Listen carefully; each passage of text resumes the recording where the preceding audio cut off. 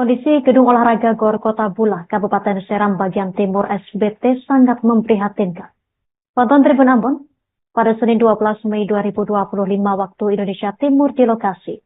Kerusakan tampak terlihat di bagian langit-langit ruangan. Beberapa lembar triplek yang dipasang pada kedua dinding bahkan telah berlubang hingga ambruk lantaran tidak pernah diganti. Informasi lengkapnya kita terhubung bersama rekan Haliudin Ulima, jurnalis Tribun Ambon. Rekan Haliudin, silakan informasi selengkapnya. Ya baik, terima kasih rekan Justina dan Tribunas yang berada. Ya memang benar bahwa Gedung Olahraga Kabupaten Seram bagian timur yang berlokasi di Kota Bula memang telah mengalami kerusakan. Dari hasil penelusuran tribunambon.com di lokasi, kerusakan itu terbilang cukup memprihatinkan lantaran langit-langit bangunan hingga plafon dan beberapa sudut ruangan cukup mengalami kerusakan yang terbilang sangat parah. Pada bagian luar memang nampak jelas, pada bagian anak tangkahnya nampak sudah mulai hancur hingga berkeping-keping ya benar. Dari beberapa sudut ruangan hingga area pelataran juga mengalami kerusakan. Ya kami berdasarkan keterangan yang telah kami peroleh dari Ketua PSSI Cabang Seram bagian Timur, Mjen Anjarang, meminta agar pemerintah daerah Kabupaten Seram bagian Timur setidaknya menaruh perhatian serius pada fasilitas gedung olahraga itu. Hal itu kata dia bertujuan untuk memberikan kenyamanan bagi pecinta olahraga yang kerap menggunakan bangunan tersebut sebagai tempat berlatih hingga bahkan yang sementara ini dilakukan sebagai arena berkompetisi. Sementara itu, Ketua KONI Kabupaten Seram bagian Timur, Adam Rumbalifar, juga meminta agar pemerintah setempat dapat memperhatikan hal itu. Untuk keterangan lebih lanjut, Tribuners, Ketua PSSI telah mendesak agar pemerintah daerah Kabupaten Seram bagian Timur di tahun ini bisa segera merenovasi gedung tersebut mengingat sarana dan prasarana yang tersedia saat ini tidak mendukung proses kelancaran pihaknya.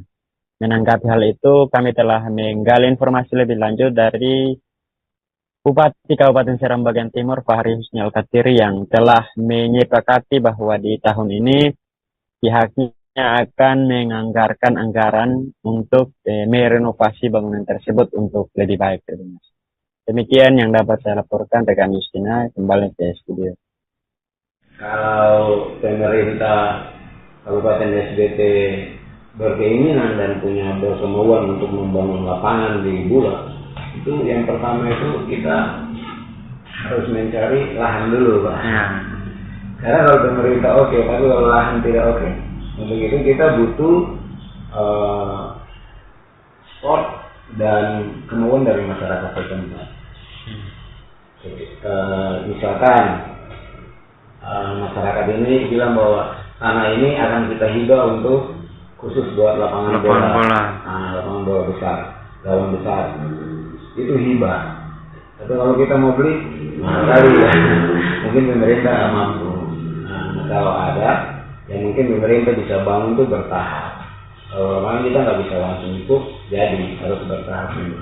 Ya, kalau kami sih dari PSSI tidak terlalu minta setaraf nasional. Yang minimal kita lihat contoh yang kecil aja, lapangan Matawaru di Julehu, Kecamatan Sawangutu, Kabupaten Maluku Tengah. Itu dia banyak menciptakan pemain-pemain sampai ke timnas. Download Tribun X sekarang, menghadirkan lokal menjadi Indonesia. Anggota DPR RI fraksi PKS Daerah Pemilihan atau Dapil Maluku, Sadia Uluputi dengan tegas menyatakan Balai Taman Nasional Manusela bertanggung jawab penuh terhadap pendaki yang hilang di kawasan Gunung Binaya. Ungkapan itu disampaikan Uluputi saat ditemui pihak keluarga dan relawan pencari Firdaus di Masohi Minggu 12 Mei 2025 kemarin. Untuk informasi lebih lengkapnya, kita telah terhubung bersama wartawan kami dari Tribun Ambon, Silmi Sirati. Silakan rekan Silmi untuk informasi Anda. Baik, terima kasih rekan Alinda. Selamat siang Tribuners. Saya jurnalis Tribun Ambon melaporkan langsung dari Masohi, Maluku Tengah, Maluku, di mana berkaitan dengan Firdaus Ahmad Fauji, pendaki asal Bogor, Jawa Barat yang hilang di Gunung Binaya pada 26 April lalu, di mana tepatnya hari Minggu 12 Mei kemarin. Dari pihak keluarga bersama dengan relawan bertemu langsung dengan anggota DPR RI Dapil Maluku dari fraksi PKS Sadia Uluputi di Kota Masohi, Maluku Tengah, di mana pada pertemuan itu pihak keluarga dan juga relawan melakukan mediasi guna meminta agar pencarian Firdaus Ahmad Fauji dilanjutkan. Lantaran beberapa waktu lalu memang telah dihentikan proses pencarian oleh Basarnas di Kota Ambon. Kemudian dari hasil mediasi itu, Sadia Uluputi memberikan respon bahwasanya pihak Balai Taman Nasional Manusela bertanggung jawab penuh terhadap hilangnya pendaki asal Bogor Firdaus Ahmad Fauji di Gunung Binaya. Dalam penyampaiannya juga memang Sadia menekankan bahwasanya siapapun yang masuk dalam kawasan Balai Taman Nasional Manusela dan telah menerima izin dari pihak Balai, maka dari itu pihak Balai bertanggung jawab penuh atas masyarakat ataupun orang yang masuk dalam kawasan Taman Nasional Manusela. Kemudian dapat kami sampaikan juga bahwasanya dalam pertemuan yang berlangsung pada hari Minggu 12 Mei kemarin, Sadia juga memberikan atensi kepada pihak keluarga dan juga relawan, dan atensi tersebut berupa komunikasi yang dibangun langsung dengan Kepala Balai Taman Nasional Manusela, yang dimana dari hasil komunikasi tersebut Sadia meminta agar proses pencarian dapat dilanjutkan untuk menemukan Firdaus Ahmad Fauji, Tribuners. Kemudian dapat kami sampaikan informasi tambahan bahwa pada Sabtu 11 Mei atau sehari sebelum pertemuan itu memang dari Latupatih Kecamatan Tehoru Kabupaten Maluku Tengah telah melakukan pertemuan dengan Kepala Balai Taman Nasional Manusela guna memediasi langkah pencarian terhadap Firdaus Ahmad Fauji. Dan dari hasil mediasi itu pihak Balai Taman Nasional Manusela pun memberikan persetujuan atau menyepakati agar dilanjutkan proses pencarian dengan durasi waktu 7 hari, Tribuners. Dan dapat kami sampaikan juga bahwasanya usai mendapatkan kesepakatan dari Balai Taman Nasional Manusela, dari pihak keluarga juga relawan bertemu langsung dengan Wakil Bupati Maluku Tengah Bapak Mario Lawalata guna memediasi proses atau langkah pencarian lanjutan. Dan akhirnya hasil dari proses mediasi tersebut baik dengan pihak Balai, dari anggota DPR RI fraksi PKS dari Provinsi Maluku maupun dengan Wakil Bupati Maluku Tengah, tim relawan yang merupakan gabungan komunitas pecinta alam di Maluku diberikan izin untuk melangsungkan pencarian, dan tepatnya pada Senin malam maksud kami, dari Negeri Peliana dilakukan ritual adat guna melanjutkan prosesi pencarian, dan ritual adat tersebut memang diikuti langsung oleh Wakil Bupati Maluku Tengah Mario Lawalata. Dan hingga saat ini informasi lanjutan yang kami terima dari lapangan bahwa update terkini dari Selasa 13 Mei lalu memang tim lapangan telah bergerak menuju ke pos Nasa PH, di mana pos tersebut merupakan jalur terakhir Firdaus Ahmad Fauji terlihat di Gunung Binaya. Demikian informasi yang bisa saya sampaikan dari Masohi, Maluku Tengah. Kembali ke rekan Alinda di studio. Download Tribun X sekarang. Menghadirkan lokal menjadi Indonesia. Upacara peringatan Hari Ulang Tahun atau HUT Patimura ke-208 berlangsung di lapangan Sapura, Kabupaten Maluku Tengah atau Malteng, Kamis 15 Mei 2025. Upacara ini dihadiri ratusan orang dengan atribut pakaian adat Maluku berciri khas kain berwarna merah. Semangat Jeruang Patimura terlihat jelas disimbolkan dengan pelaksanaan prosesi pembakaran api obor Patimura yang ke-208. Untuk informasi lebih lengkapnya, saat ini kami telah terhubung bersama wartawan kami dari Tribun Ambon, Silmi Sirati. Silakan laporan Anda. Rekan Silmi. Baik, terima kasih rekan Alinda. Selamat sore Tribuners. Jumpa lagi dengan saya, jurnalis Tribun Ambon, melaporkan langsung dari Masohi, Maluku Tengah, Maluku, di mana berkaitan dengan perayaan Hari Ulang Tahun Patimura yang ke-208, yang mana berlangsung sejak hari Rabu, tanggal 14 Mei 2025, bertempat di lapangan Saparua, Kecamatan Saparua, Maluku Tengah, Tribuners. Dapat kami sampaikan bahwasannya perayaan Hari Ulang Tahun Patimura ini memang sudah dibuka ataupun sudah dimulai satu hari sebelum puncak perayaan, tepatnya di hari Rabu tanggal 14, dan dimulai dengan pengambilan obor perjuangan pahlawan nasional Patimura yang dimana dilangsungkan di Gunung Saniri, Kecamatan Saparua, Tribuners. Kemudian dari informasi yang kami peroleh juga bahwasanya penyalaan api obor ini dilakukan oleh rombongan adat dari negeri Tuhaha. Kemudian prosesi tersebut berlangsung di Gunung Saniri dan diikuti langsung oleh Wakil Bupati Maluku Tengah Mario Lawalata pada Rabu 14 Mei, Tribuners.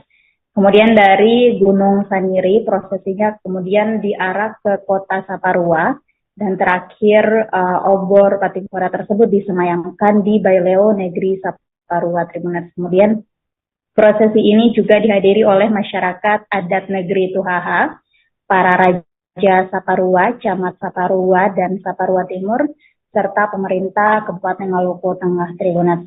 Dalam penyampaiannya, Wakil Bupati Maluku Tengah Mario Lawalata mengungkapkan bahwa pembakaran obor Patimura ini memiliki makna bahwa perjuangan Kapitan Patimura diteruskan oleh Patimura Muda Maluku dalam bentuk karya dan prestasi serta semangat untuk terus mempertahankan persatuan dan kesatuan bangsa, Tribuners.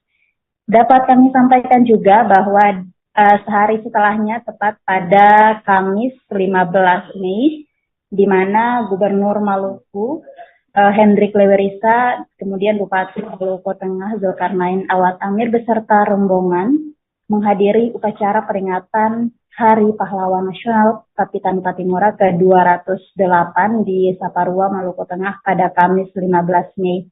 Dalam upacara itu bertindak sebagai upulatu upacara peringatan Hari Pahlawan Patimura yang ke-208 adalah Gubernur Maluku Hendrik Lewerisa. Kemudian rangkaian upacara pada hari Kamis 15 Mei dilanjutkan dengan prosesi peletakan bunga oleh upulatu. Kemudian yang menghadiri prosesi peletakan bunga oleh merupakan upulatu upacara, kemudian Bupati Maluku Tengah dan ahli waris serta pembakaran obor Patimura oleh upulatu upacara sebagai simbol semangat perjuangan Kapitan Patimura yang tak pernah padam. Dapat kami informasikan bahwa prosesi ataupun upacara yang berlangsung pada hari Kamis 15 Mei, di mana turut hadir pada kegiatan tersebut Wakil Gubernur Maluku, Forkopimda Provinsi Maluku, pimpinan dan anggota DPRD Provinsi Maluku, kemudian Sekretaris Daerah Maluku, Ketua TPPKK Provinsi Maluku beserta jajaran. Kemudian staf organisasi perangkat daerah lainnya turut menghadiri kegiatan sakral peringatan Hari Patimura yang ke-208 di Saparua, Maluku Tengah. Demikian informasi yang bisa saya sampaikan langsung dari Masohi, Maluku Tengah. Kembali ke Alinda di studio. Download Tribun X sekarang, menghadirkan lokal menjadi Indonesia. Pemirsa, Komisi 3 DPRD Maluku Tengah menginspeksi dadakan atau melakukan sidak bangunan 5 lantai milik bos Autokolian Andreas Intan yang dibangun di dekat kawasan bundaran kota Masohi, Jalan Abdullah Solesa, pada Kamis 15 Mei 2025 petang kemarin. Rupanya bisnis perhotelan oleh pengusaha sukses tersebut disidak lantaran sejumlah kejanggalan yang ditemukan DPRD. Untuk informasi selengkapnya akan dilaporkan rekan Silmi Sirate Suailo, jurnalis Tribun Ambon untuk Anda. Rekan Silmi, silakan informasi selengkapnya. Baik, terima kasih rekan Justina. Selamat siang Tribuners. Jumpa lagi dengan saya, jurnalis Tribun Ambon, melaporkan langsung dari Masohi Maluku Tengah, Maluku, di mana tepat pada Kamis 14 Mei lalu, Komisi 3 DPRD Kabupaten Maluku Tengah melakukan inspeksi dadakan atau menyidak salah satu bangunan hotel milik salah seorang pebisnis di Kota Masohi, Maluku Tengah, di mana inspeksi ini dilakukan lantaran ditemukan adanya ketidaksesuaian ukuran bangunan maupun ketinggian bangunan dengan izin yang dikeluarkan oleh Dinas PTSP Maluku Tengah. Tribuners, dari sidak yang dilakukan pada Kamis 15 Mei lalu, memang dari Komisi 3 DPRD Maluku Tengah juga membawa salah satu tim teknis dari Dinas PUPR Maluku Tengah guna mengukur panjang ataupun luasan bangunan hotel yang dimana hotel tersebut bernama Hotel Intan yang berada di Jalan Abdullah Sulisa, Kota Masohi, Maluku Tengah, ataupun di sekitaran bundaran Kota Masohi, Tribuners. Dan dapat kami sampaikan bahwa dalam sidak yang dilakukan terkuak bahwasanya luasan bangunan dan juga jumlah lantai tidak sesuai dengan izin mendirikan bangunan atau yang saat ini nomenklaturnya telah berubah menjadi Persetujuan Bangunan Gedung atau PBG, Tribuners. Kemudian luasan bangunan hotel yang dimana dari izin yang keluar ataupun dari izin PBG yang keluar ukurannya 20 kali 25 meter. Sementara luasan real ataupun luasan fisik bangunan mencapai 22,45 dikali 26 meter. Artinya dari bangunan fisik ini melanggar izin PBG yang telah dikeluarkan oleh Dinas PTSP, Tribuners. Kemudian sama halnya dengan jumlah lantai bangunan yang mana dari jumlah lantai saat ini sudah dibangun sebanyak ataupun mencapai 5 lantai setengah. Namun dari izin yang keluar hanya izin untuk pembangunan hotel untuk 3 lantai saja, Tribuners. Kemudian dapat kami informasikan juga bahwasannya mewakili Komisi 3, salah satu anggota Komisi 3 DPRD Maluku Tengah, Muhammad Nafis Mahoru, dari fraksi PKS yang mengatakan bahwa pengerjaan bangunan ini memang memiliki prosedur izin dan pembangunannya yang agak keliru atau ditemukan sejumlah kejanggalan. Kemudian kejanggalan itu memang berkaitan dengan salah satu surat dari Dinas PUPR, yang mana surat ini merupakan rekomendasi teknis yang semestinya dikeluarkan oleh Dinas PUPR Maluku Tengah sebelum surat izin diterbitkan oleh Dinas PTSP Maluku Tengah.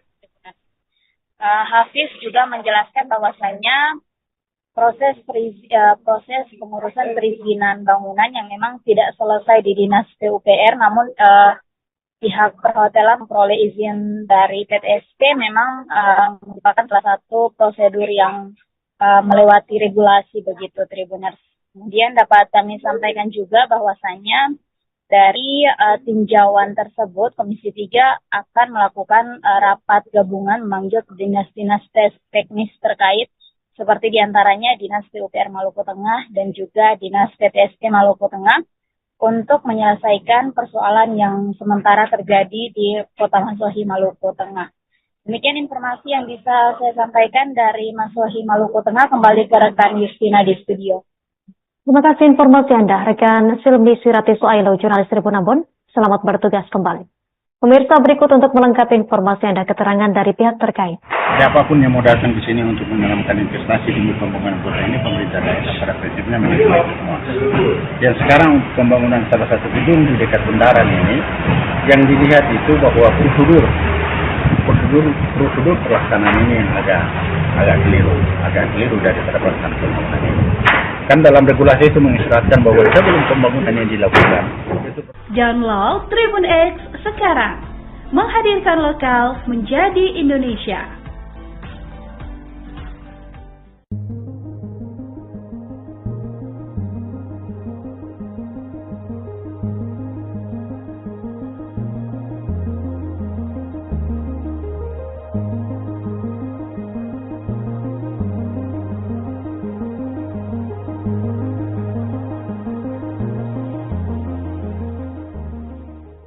Kondisi Gedung Olahraga Gor Kota Bula, Kabupaten Seram bagian timur SBT sangat memprihatinkan.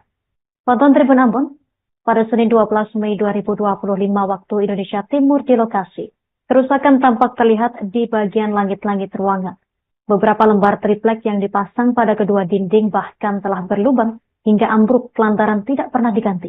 Informasi lengkapnya, kita terhubung bersama rekan Haliudin Ulima, jurnalis Tribun Ambon. Rekan Haliudin, silakan informasi selengkapnya.